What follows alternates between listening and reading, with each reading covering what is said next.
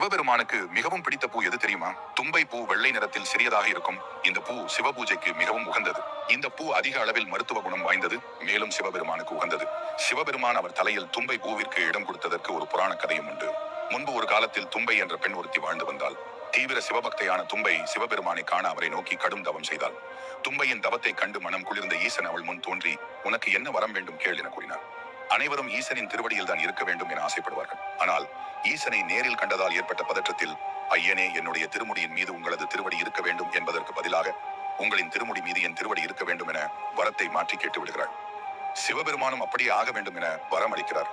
அதன் பிறகு தான் கேட்ட வரம் தவறு என புரிந்து கொண்ட தும்பை சிவனிடம், ஐயனே, உங்களை நேரில் கண்ட பதற்றத்தில் தவறாக கேட்டுவிட்டேன், என்னை மன்னியுங்கள் என கூறினார். உடனே சிவபெருமான், தும்பையே, உன்னுடைய பக்தி மிகவும் உயர்ந்தது. அதனால் நீ அடுத்த ஜென்மத்தில் பூவாக பிறந்து என் தலைமுடியை அலங்கரிப்பாய் என வரம் அளிக்கிறார். இப்படி தும்பை என்ற பெண்ணே பூவாக மாறினார்.